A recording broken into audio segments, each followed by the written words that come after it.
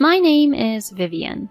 I just turned 30 recently and I got married to my husband Leo a year and a half ago. Leo, who I love and have always wanted to marry, proposed to me and we got married without a hitch. The two of us were filled with hope for the future, planning to create many memories together and support each other in life. Looking back now, I was truly happy at that time. The first signs of trouble in my initially smooth married life started to appear around 3 months into the marriage. I received a sudden call from my mother-in-law asking me to come to her house. My husband had expressed his desire for me to be a homemaker, so after marriage I spent my days taking care of household chores. Of course, my mother-in-law was aware of this, so when I received a message from her, I quickly replied, "I'll come right away," and headed to my in-laws' house. Upon arriving at my in-laws' house, my mother-in-law was waiting for me at the entrance. Although she usually responded to my greetings on that day, she completely ignored me. Not only that, but she urged me to enter quickly, saying, "Hurry in, there are various things I want you to do today," and guided me into the living room. What exactly do you want me to do, Mom?" As I asked, my mother-in-law sat down and said, "There are dishes piled up in the kitchen sink from breakfast and lunch. Please start by washing those." With a gesture that practically indicated I should go to the kitchen, she pointed her chin in that direction. Huh? I had never been asked to do such a thing before, so I was bewildered and frozen in place. Seeing my confusion, my mother-in-law then, "What are you standing around for? Couldn't you hear me?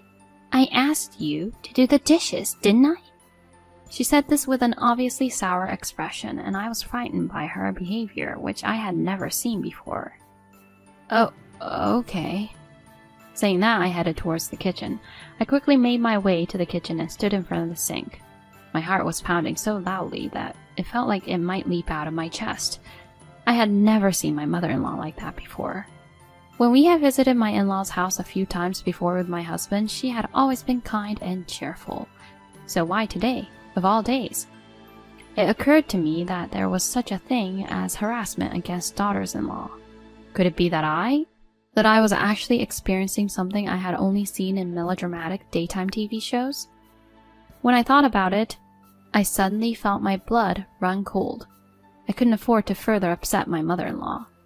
With that in mind, I hurriedly finished washing the dishes. "I've finished washing the dishes, Mom."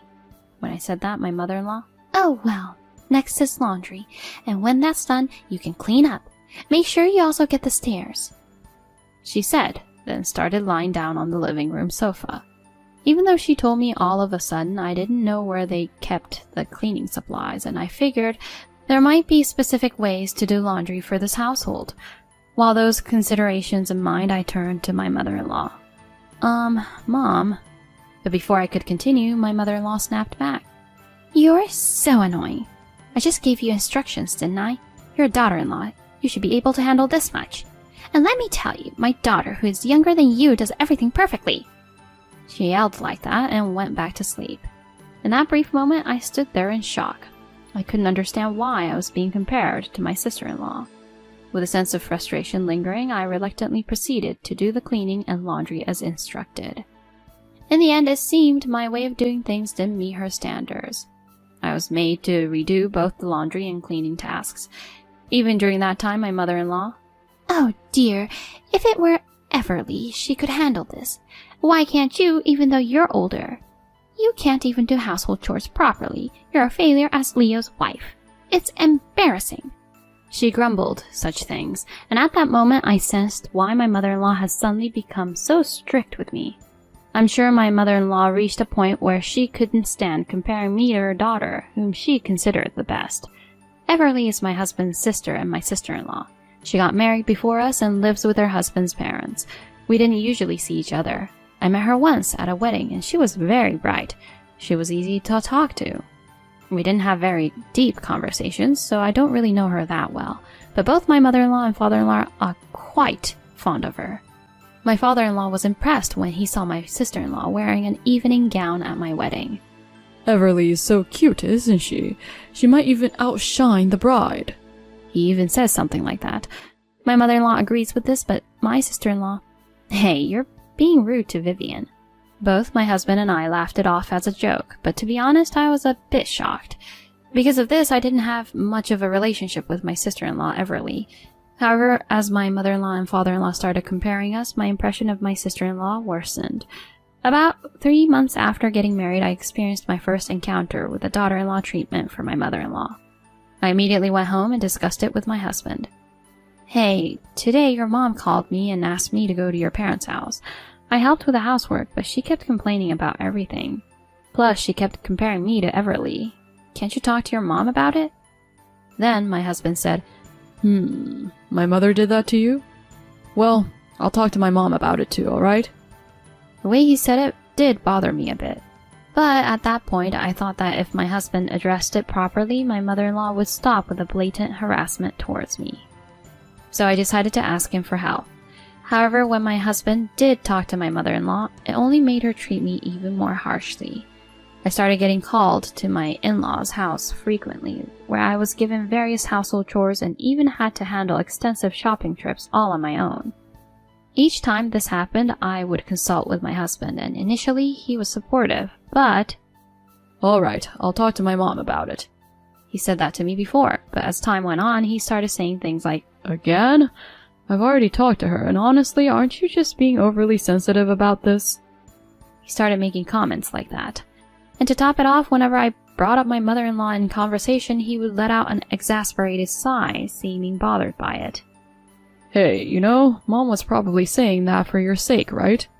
Don't you think you should take it a bit more seriously and make an effort to improve? He says such terrible things without hesitation. Huh? Seriously? We've only been married for about a year, and yet, is he taking his mother's side over me? Thinking that way, I suddenly felt empty inside, bypassing feelings of anger and sadness, reaching a state of emptiness. From then on, whenever my husband and I went to in-laws' house together, my mother-in-law started giving me household instruction as if it were a matter of course. Perhaps because she was confident that my husband was on her side, she unrelentingly piled household chores on me, while my husband and his parents would sit in the living room drinking tea or doing whatever they pleased. It became a routine, and when the tea and snacks ran out, "Vivian, you really don't pay attention, do you? If you see it's running low, make sure to bring more in advance, okay?" She made such snide remarks, and as for my husband, Vivian, could you get me a refill of tea? Make it a bit stronger than usual. He started jerking me around just like my mother-in-law without a care in the world. My father-in-law said nothing and treated me like a servant, just like my mother-in-law and husband. Vivian, we're out of cigarettes. Go buy some for me. Such demands were quite common. I mean, couldn't he buy them himself? Both my husband and my mother-in-law asked for various things like tea, snacks, and more, expecting me to do everything. I thought about getting angry, but in this situation with no support, I realized there was nothing I could do, so I reluctantly accepted it. I had given up, and it was challenging to change the situation. One day, a year and a half into our marriage, I was at my in-laws' house as usual. Recently, my mother-in-law had been summoning us on my husband's days off, and I was forced to go along with him. I was pregnant at this time, just entering the late stages of pregnancy. Since entering the late stages, my health hadn't been great. Honestly, if possible, I didn't want to go to my in-laws' house at all. Since finding out about the pregnancy, I ended up going to my in-laws' house more frequently. As for my mother-in-law, "I have to teach you various things as a mother, you know." For some reason, she was strangely enthusiastic about it. However, in reality, she didn't actually teach me anything about childbirth or childcare. I was simply made to do household chores at my in-laws' house. Of course, neither my husband nor my father-in-law helped. They just watched TV or played on their phones. Even while I was doing household chores as instructed by my mother-in-law, I would occasionally experience abdominal pain and discomfort. I would break into a cold sweat, and to be honest, it was a struggle just to remain standing. However, my mother-in-law would observe me in this state. "You know, Everly managed to do household chores properly even while being pregnant, right? Compared to her, Vivian, aren't you being a bit too lazy?" Saying this, I was urged to do the housework. Maybe my morning sickness wasn't that bad in the early stages of my pregnancy, sure. However, now that I was in the later stages of pregnancy, my belly had become heavy, and even standing was causing discomfort due to the constant tightening sensation. A few hours later, while I was preparing dinner in the kitchen, I suddenly felt a sharp pain in my abdomen, causing me to crouch down. At that moment, the front door swung open. "I'm home!" A loud voice echoed through the living room, catching the attention of my husband and father-in-law. "I'm back! Where's Mom?" Voices conversing reached my ears, and I soon realized that my sister-in-law had returned. Her footsteps gradually approached. "Mom, what's for dinner today?" My sister-in-law entered the kitchen, and upon seeing me crouched there, she opened her eyes wide in surprise. "Huh? Vivian, what's wrong?" Saying that, she hurried over to me. "Sorry, I have a little stomach ache." As I said this, my sister-in-law noticed my stomach. "Hey, Vivian, could it be that you're pregnant?" she asked awkwardly. "Huh? Didn't Leo tell you? I'm already 8 months along." When I found out I was pregnant and entered the stable period, my husband had said he would inform you, so I had assumed you already knew. Then my sister-in-law started trembling nervously and turned bright red before leaving the kitchen. "Wait, Mom, where are you?" My sister-in-law called for her mother in a loud voice. Then my mother-in-law, who was probably napping upstairs, noticed her voice and came carefree down the stairs. "Oh, Everly, you're back. Welcome home. It's been a while since we've seen each other. I'm so happy to see you." Saying that, my mother-in-law tried to embrace my sister-in-law, but my sister-in-law pushed her away. "Eh? Everly?" In response to my bewildered mother, my sister-in-law asked in a cold tone, "Hey, Mom, why is Vivian cooking all by herself, even though she's pregnant with such a big belly?" At that moment, it seemed my mother-in-law realized that my sister-in-law was not on her side. Her face turned pale rapidly. Well, you see, Vivian insisted on doing it herself." "Huh? There's no way that's true, right? Being in the late stages of pregnancy is tough, even when you're just standing, you know." "Because I've experienced pregnancy, I understand, you know." Everly shouted at my mother-in-law with an intense and forceful tone. My mother-in-law, who had always cherished and spoiled her daughter, must have been deeply shocked that she didn't receive support. In response to my sister-in-law's statement, my mother-in-law slumped right there. Then my sister-in-law, without even looking at my mother-in-law, headed towards the living room, and with a newspaper that was on the table, she gave my husband a good solid smack on the head. "Hey, who made Vivian's belly grow big, huh? Are you shameless enough to play smartphone games without a care?" She yelled like that. Well, huh?" My husband seemed unable to grasp the sudden situation. "Huh? That's not it. How can you not notice that your wife is being mistreated by your mother? Are you stupid?" My sister-in-law tried to grab my husband, but my father-in-law stopped her. "Everly, calm down." My sister-in-law glared at my father-in-law. "You too, Dad. What's with this awkward silence? When I brought my husband for the marriage introduction, didn't you say something to him, Dad? You told him that after getting married, he should prioritize and cherish your daughter the most. So what's with this situation? I mean, your son's wife is pregnant, and he's just playing games, ignoring her." She stated this firmly, and it seemed to leave my father-in-law speechless. His face turned as pale as a sheet, and he hung his head. In the end, she said to the three of them, "You all need to cool your heads. What a bunch of worthless people." Saying that, she kicked my husband, parents-in-law, and husband out of the house. The family house fell into silence. My sister-in-law turned around with a huff, as if she remembered my presence. "Oh, I'm sorry, Vivian. I raised my voice. I hope the baby didn't get startled. Is everything okay?" Saying that, she started to appear flustered, completely different from her earlier determination. I found her behavior a bit amusing and couldn't help but laugh. "Huh, Vivian? What's wrong? I was genuinely worried." "Yeah, sorry. I understand, Everly. Thank you for being there for me." When I actually said thank you, for some reason, it brought tears to my eyes.